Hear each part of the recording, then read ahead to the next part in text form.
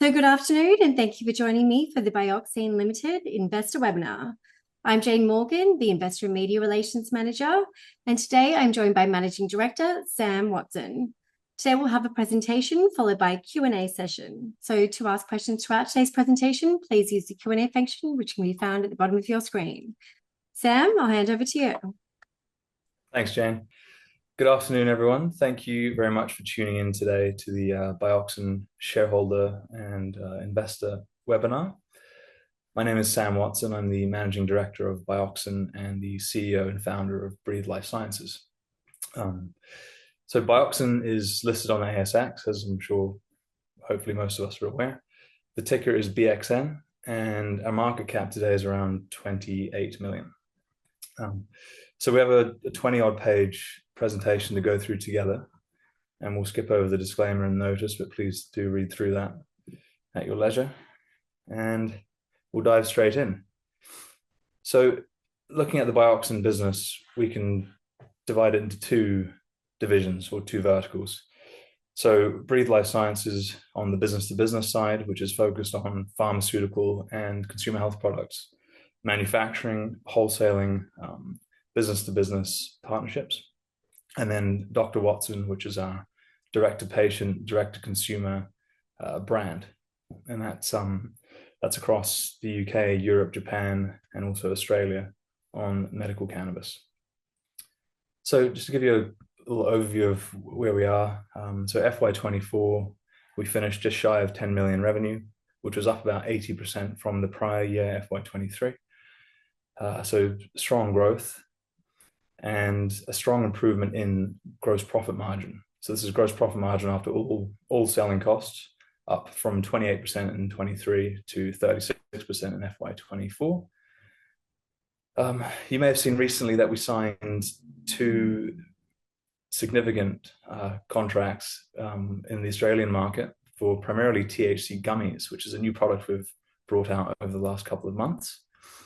And we're currently in a really unique position in Australia, being the market leader in the manufacture of THC gummies, which is going to be a huge growth segment for us and the Australian cannabis market over the coming couple of years. So we've put out a forecast or an estimate on our FY25 revenues of 20 million. I think this is a pretty conservative estimate, particularly based on those two contracts.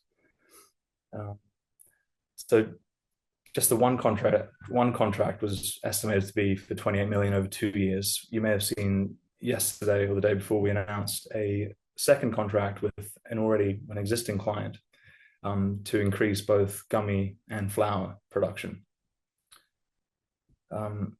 Importantly, we are on the cusp of both EBITDA and cash flow positive. It's a huge milestone from, over the last 6 years in the Breathe Life Sciences business. We've been in startup and growth mode. So last year, over the last 6 to 12 months, we've started to really focus on delivering cash flow and EBITDA positive numbers, and we expect to get there in the next half. So this is a slide you wouldn't have seen before because it didn't go out in the deck when we posted it. But following some calls, we thought it might be worthwhile explaining how the industry, how it works and where we fit within it. So like any normal business, we buy something, we buy product for X and do some work on it and then sell it for more than X, if you're putting it that simply. But if we're looking at it from the patient, the patients in Australia are the market. So they're buying via their doctors, they're getting prescriptions and buying from pharmacies, dry herb for smoking, oral liquids, capsules, THC capsules, CBD capsules, gummies and vapes. So all products go through pharmacy. All patients get prescribed via doctors, prescribers, and via clinics. We supply business to business primarily, those pharmacies, those clinics, and eventually those patients indirectly.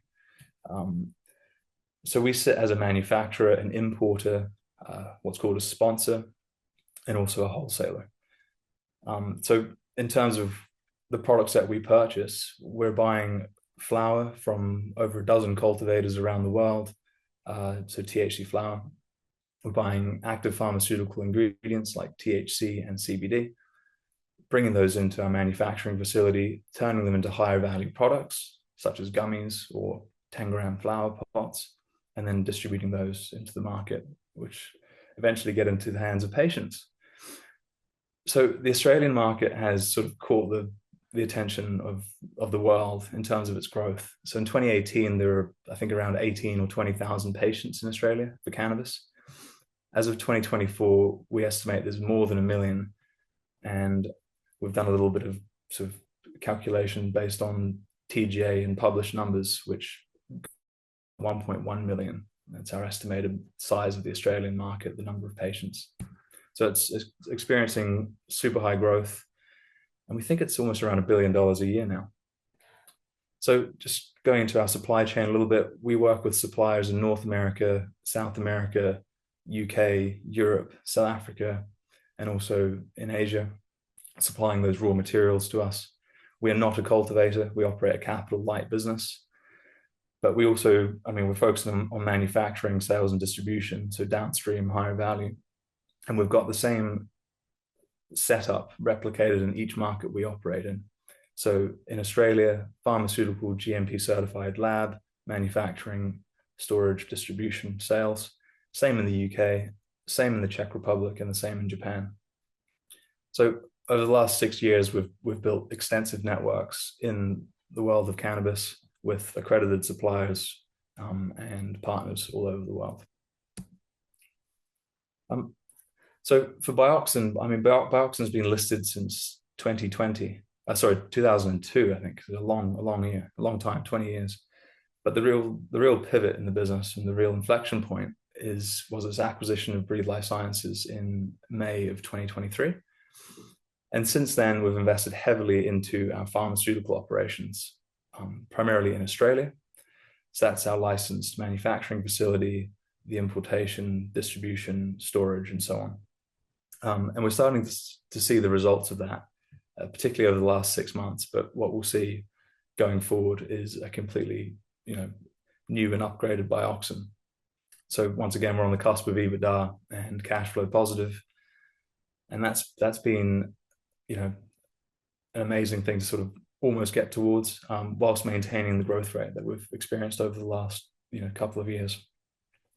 So gummies, a new product line. We anticipate that gummies in Australia is going to be a substantial opportunity, potentially multi-$100 million opportunity in the near term. And we're in a unique position with a competitive advantage to manufacture and supply those products to the market. Same with MDMA and psilocybin capsules, which are going to be a potentially super large industry over the next 5 to 10 years, targeting mental health treatments and issues. So in terms of the B2C business model, this is a smaller part of our business, probably less than 10% of our revenues. It is very high margin, and it's focused primarily split between the UK and Australia, with a little bit in Japan. And this includes direct-to-consumer sales, direct-to-patient sales of the Dr. Watson branded products in the UK. CBD is a novel food in the UK and Europe.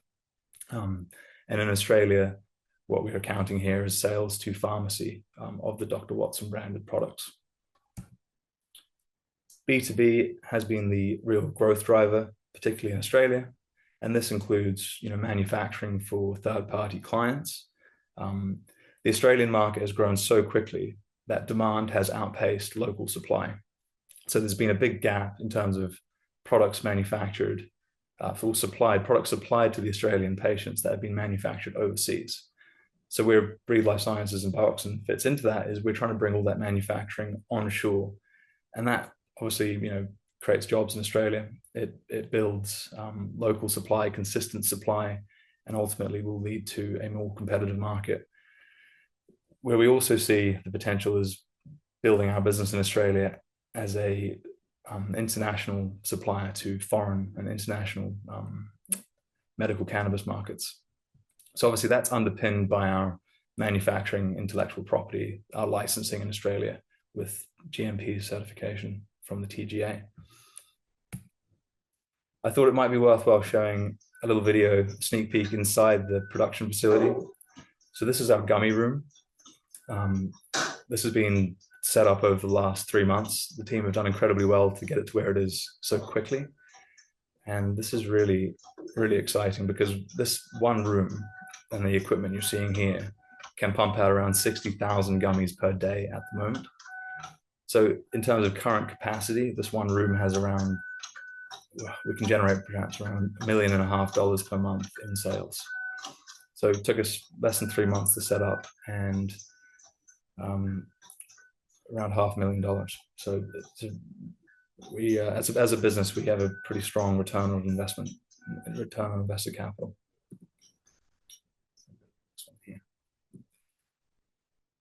So once again, profitability, cash flow positive, maintaining growth. Over the last 12 months, we have really focused on those three things. And our big challenge in 24 was to solve the question of how do we, achieve triple-digit growth going forward, or significant growth, whilst delivering both bottom line and positive cash flow. So we went through and actively trimmed out, over $1 million, close to $1 million or $1.5 million in expenditure, and that include, discontinuing legacy operations which were burning cash in the Bioxyne business and focusing on our core, which is pharmaceutical manufacturing and supply. It also includes costs absorbed into the setup of our GMP facilities and some UK and European cost rationalizations. So we've started to observe the benefits of our license, our GMP manufacturing license, which was awarded in February of this year. And while the numbers aren't fully reflected yet by any means in FY24's numbers, we're going to start seeing those numbers come through very shortly. So we've put out a forecast of 20 million for FY25. Once again, we feel that's conservative, particularly based on recent contracts. But that's more than 100% increase year over year from FY24. And in terms of our gross profit margin, I think we're aiming to get that number above 40% going forward, targeting 45 in the near future. And we can see that it's gone up from 28 to 36 over the last year. So this is a nice little chart. It starts to show, we're improving our cash flow generation, reducing OPEX, moving towards positive cash flow. Growth strategy. So breaking this down into the two segments and then three categories. So we've got the B2B segment. Medical cannabis has been a huge driver of growth, and it will continue to be a huge driver of growth, both in Australia and UK and European markets for us. We are about to launch in the UK our Dr. Watson THC products with, we're talking to a couple different clinic partners in the UK market. And we have an extensive, database of CBD consumers who we believe would be, active in potentially prescription cannabis as well. MDMA and psilocybin, we've been working on getting our first batch of GMP Australian-made psilocybin and MDMA capsules. This is a long-term, plan and part of the business. We see psilocybin, MDMA, and the wider psychedelics market being multi-billions, and it's obviously 5 to 10 years behind the medical cannabis market. But Australia is really a first mover in regulating these medicines properly. So in terms of B2C, look, once again, we're seeing tremendous growth in the B2C channels, both UK and Australia. And we look to continue growing that side of the business as well. Just to run you through sort of what it looks like calendar year 25. So we're already a market leader in the manufacture of gummies. We want to get there with cannabis flower products as well. So this month alone, we're on track to pack around 660 kilos of THC flower, and that's around 66,000 patient pots, so patient units. And we estimate that's currently around 15% or so of the Australian market. So over the next 12 months, we want to solidify our position as a leading manufacturer of all of these products for the Australian market. Throwing this one in here just to give us sort of a little bit of color on the potential market for psilocybin and MDMA therapy. mental health is a global issue. Over 1 billion people have some form of mental health disorder at some point each year. A lot of those patients aren't responding to current treatments, and that's where MDMA, psilocybin will potentially fill that gap, and give those patients hope for better treatment options. So just to recap, we're showing strong growth. Last year was almost a $10 million revenue year. We're on track to achieve 20 million or more in FY25. We're operating in a high growth market, which is almost $1 billion a year. That's the Australian cannabis market. We have a strong competitive advantage when it comes to our licensing. We've got one of the most extensive, if not the most extensive, license in Australia for manufacturing cannabis, which also includes, the MDMA and psilocybin products. So we're in a very unique position there. The business is capital light, as I said before. So we don't cultivate. We're not investing heavily into infrastructure capital. Where we do invest money, we generate, strong revenues on the back of it in terms of our facilities. We have an international business with diversified, streams of revenue from pharmaceuticals and consumer health products. And I think that is a wrap. So we'll probably move it on to Q&A. There's an appendix as well.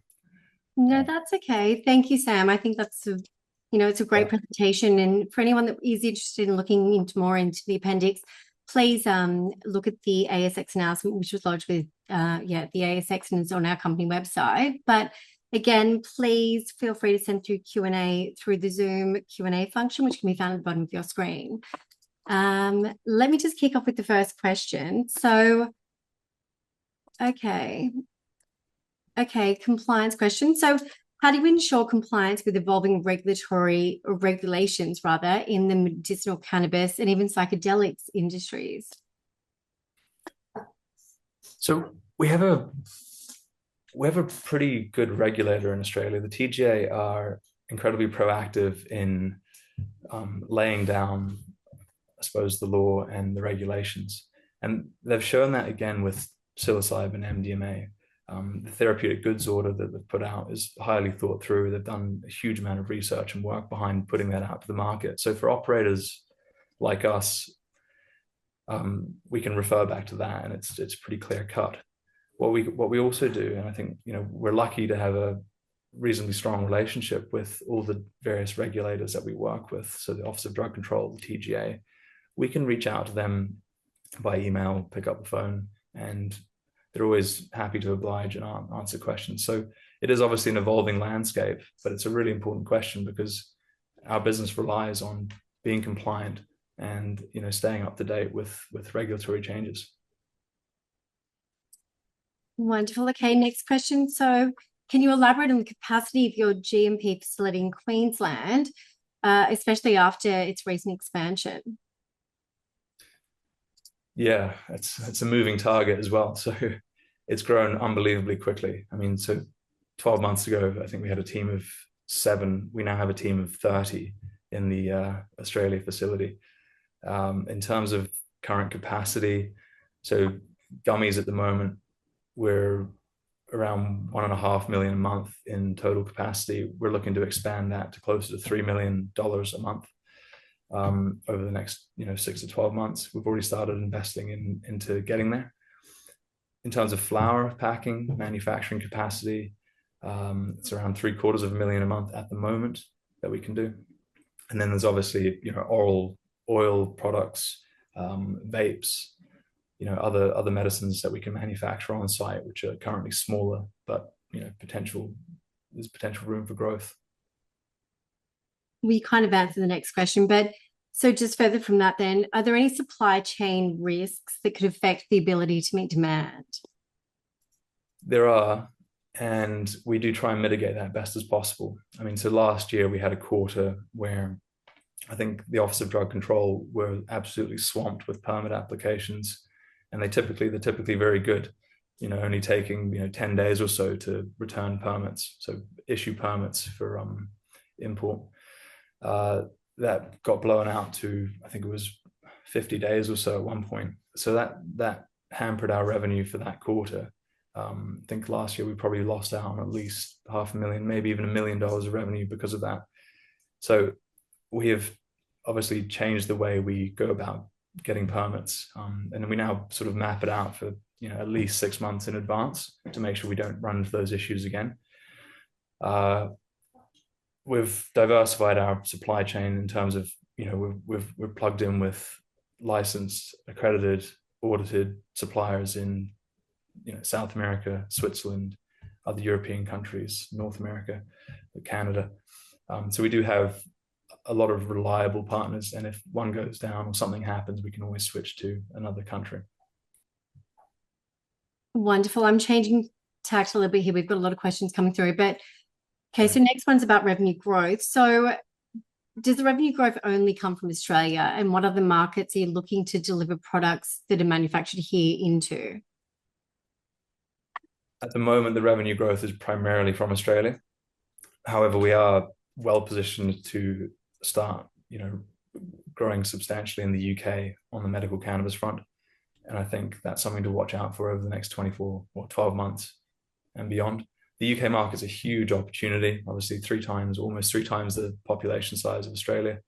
And the cannabis market here hasn't quite caught up. So Australia is still ahead, but I think once the UK gets going, it's going to be a really big opportunity for us. Wonderful. Okay, so next one is, okay, so look, we've had a couple of very large contracts for gummies over the last 2 weeks. The question here is, should we expect more of these as we grow that side of the business? Yeah, we're in a fortunate position to currently returning a lot of customers away, unfortunately, because we're almost at full capacity. We will be shortly. So we are expanding capacity on the gummy front, and I would think over the coming, couple of quarters, we'll see a little bit more of what we've seen so far.